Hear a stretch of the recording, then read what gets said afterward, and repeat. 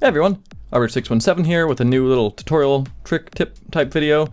Today we'll be looking at two things. First we'll be looking at a little bit about skins and how to get a little more in depth on what to do with skins, how to make them work for your character. Sometimes they're all stretched out and wrong.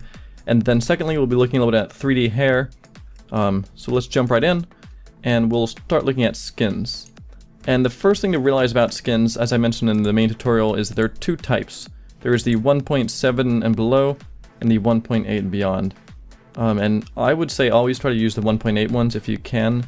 If your rig isn't designed for it, either try to find another rig, or find a way to set it up yourself. I'll be showing you how to change the rig to use these 1.8 skins. And then next I'll be showing you another little technique for getting rid of the face and stuff. So, you'll notice if I go to this character, you know, and I load up the skin. Let's load up a new one. I load up my skin, and it's all messed up. And that's because I loaded a 1.8 skin on the rig, which was still 1.7. So this little rig that I gave out, or I didn't really give out, but the rig I recommended in my old tutorial series, it uses 1.7 skins by default. What I found out afterwards is there's actually a really easy way to switch it. If I'd known this during the tutorial, I would have mentioned it then. If you click on this little button while you have these things selected, and you go down here to UV maps, you can set it to use the 1.8 skins. And one thing to remember is you also have to click the camera. If you don't click the camera, it'll look like you have them selected, but then when you render them, once you render it, it'll still have the wrong ones.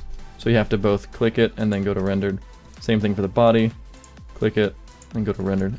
And it's literally as simple as that. Now you're using the 1.8 skins. So next we want to look at how to get some 3D hair.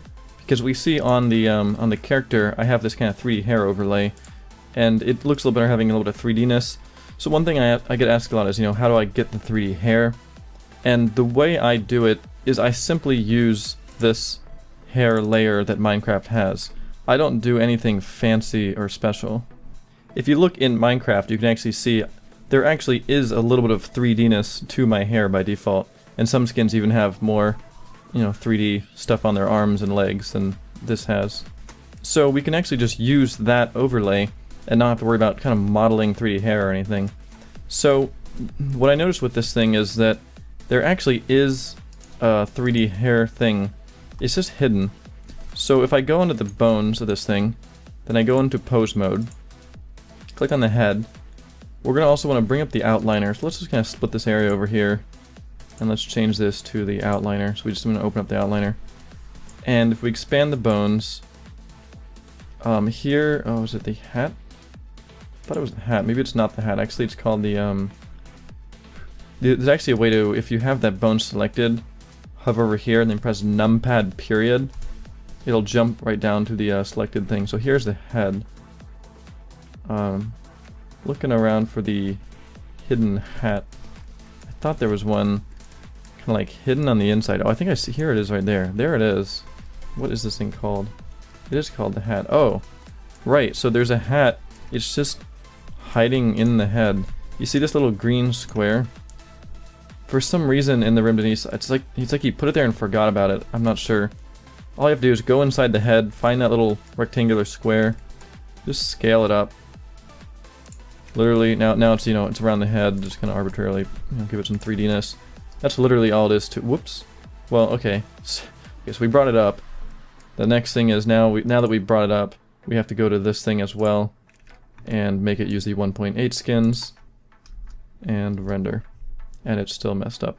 So let's actually look at the material for it. So we have it using 1.8, we have it rendering as 1.8, we scaled it up. And the last thing is to make sure it's using, oh, it's still using the original character. Okay, so this one has to be separate. Let's go back and load my skin. Now it's loading my skin. There we go. Presto. 3D hair. That's literally all there is to it. There's nothing really fancy. I don't model like the, you know, polygons between them. You can if you want to. I just find it's a little messy and takes a lot of time. And everyone has their own hairstyle, so just it's weird. I kind of like having just, you know, the vanilla Minecraft look. So that's all there really is to it.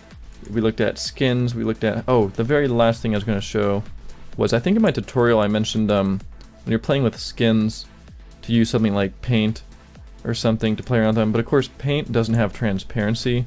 So what I would actually recommend is going to Nova Skin. It's really simple to use, and it exports everything with the transparency and stuff. You can just bring in characters, plop them on. Let's actually bring in one. Let's bring in my character. If you want to remove the eyes, you can take off the hat layer. Middle mouse click to grab a color. You can just like draw over the eyes to erase them. Then you already just save it off, and they'll have transparency and stuff. So you don't need to worry about having. You don't have to download any image editors or anything, so using Nova Skin's handy. Then you have 1.8 skins, and we added the hat.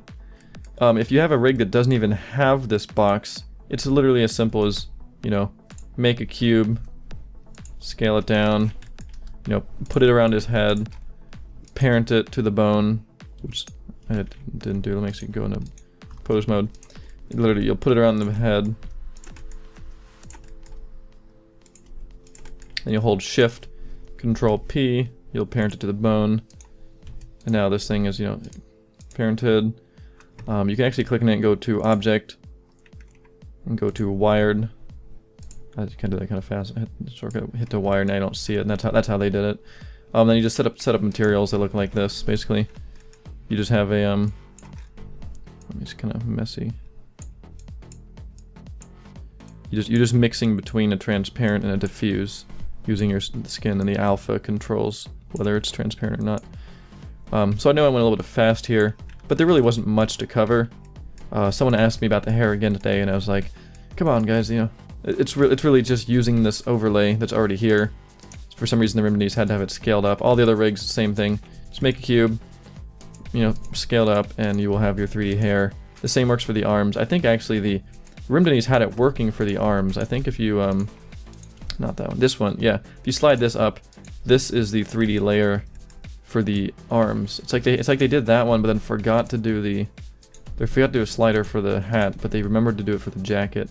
So if I bring that up, that will allow the 3D elements to appear around the arms and legs and stuff.